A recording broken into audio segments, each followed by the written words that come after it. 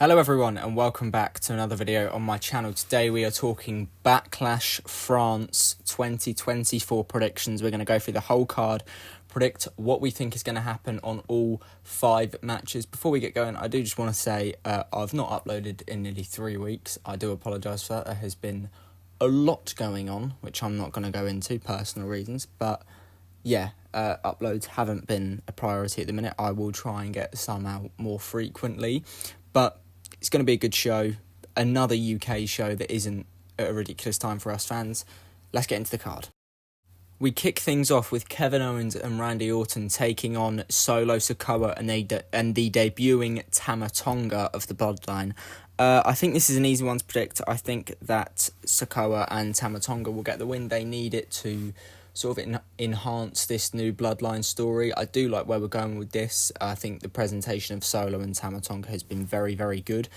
I don't think it will harm Kevin Owens and Randy Orton. Owens has lost a lot to the Bloodline over the past 2-3 years, and he's still a star. He's just at that level on top of his game.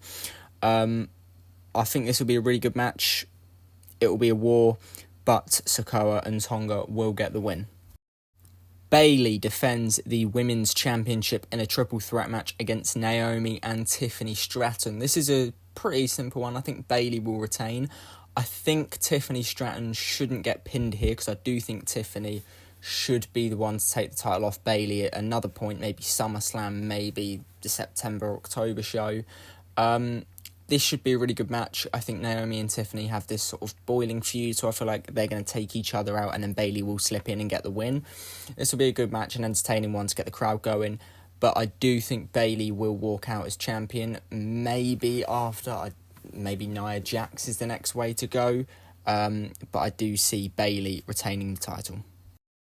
Damian Priest makes his first defence of the World Heavyweight Championship as he takes on Jey Uso. This again will be another good match. I think all 5 matches on the card will be very good matches.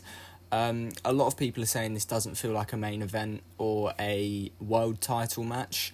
I have to disagree because yes, it is not the top feud on Raw right now. The top feud on Raw is Drew McIntyre versus CM Punk. But when one of them in that feud is CM Punk, of course it's not going to be the top feud. I think fans are very fickle straight away because people were calling for Priest to cash in at Mania. He's done that and then all the fans do is complain. This is the major issue with the wrestling fans. They cannot appreciate anything. This will be a very good match. Yes, there's not kind of a story to it. There's a bit of history, but it will be a good match. Damian Priest will retain. I feel like he's sort of waiting for Drew McIntyre at Clash at the Castle, but Priest to retain the title in what will be a very, very good effort. And maybe a tease of Judgment Day splitting up. I think here is where we get the debut of Jacob Fatu, because then that brings Jay back into the Bloodline story with Jimmy.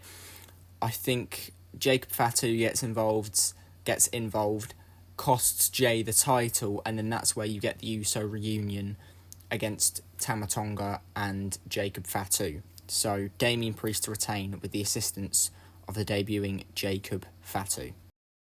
Damage Control's Asuka and Kairi Sane defend the women's tag team titles against Bianca Belair and Jade Cargill. I think Belair and Cargill will win here. I feel like where we're going is that they're going to win the titles, be a dominant tag team, and then at SummerSlam they will have a sort of friendly competition to see who is the better competitor, and then that will sort of spur on the feud for WrestleMania next year. I think it would be silly to have Jade Cargill lose, and as much as I do like Asuka and Kairi Sane, and I do feel sorry for them, I do think it is the right decision to put the belts on Cargill and Belair. I just hope this is the end of the feud with Damage Control, because Belair has been feuding with Bayley and Damage Control essentially since 2020. It's time to move on now, and I hope this is the start of it. Belair and Cargill to get the win. Now, this isn't a scheduled part of the show, but I do want to briefly talk about this before we get into the main event. The return, we think, of Uncle Howdy. Now, I am tempted to do its own video on this, but I do expect that there will be either QR codes or potentially the full-on return of Uncle Howdy. Whether he comes alone, I don't think he will. I think he returns on his own at first, but then we see people like Alexa Bliss, Eric Rowan, I don't know who else. It is reported that Eric Rowan has signed a new contract. I do think these teasers are Uncle Howdy. I think based off of what we saw at the end of the Bray Wyatt Becoming Immortal documentary, that this is an Uncle Howdy return. I've seen a lot of people that are down on this. I personally think, as blunt as it sounds, Taylor Rotunda wants to honour his brother, a man that was taken far too soon from this industry. He wants to honour one of the greatest of all time in Bray Wyatt and give us some of the ideas that Bray couldn't tell us due to his health. I personally am all for it. I know some people are not. Bray Wyatt isn't for everyone. He certainly is for me. I think he is an incredible talent, and I think Uncle Howdy, if anyone is going to know any of Bray Wyatt's ideas well enough, it's going to be Bo Dallas, so I think Bo can perfectly tell us the story.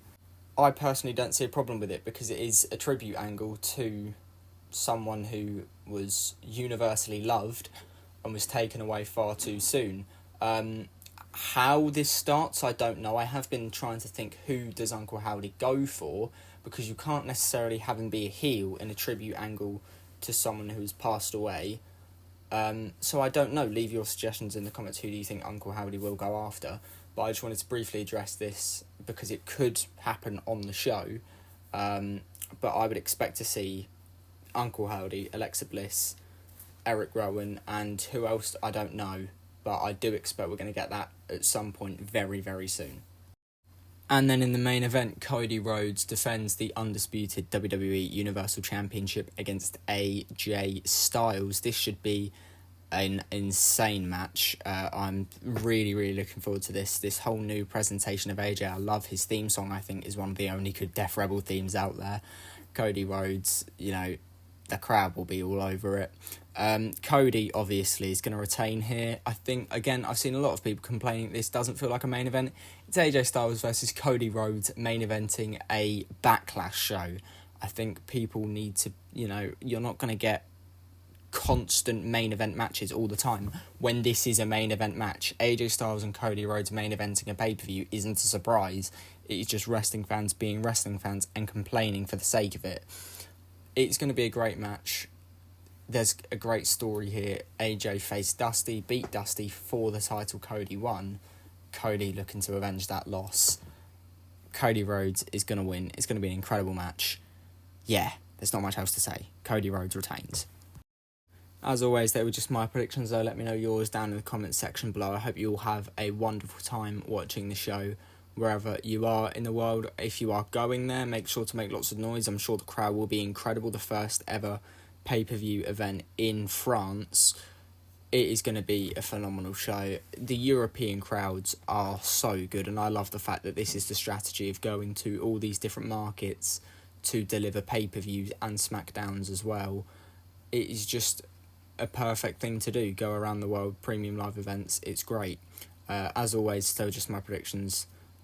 Let me know your thoughts down in the comment section below. Have a great time watching the show, and I will see you soon. Let me tell you, wanna see you fly, way up on my side, till the day I die, we're heading for the silver line.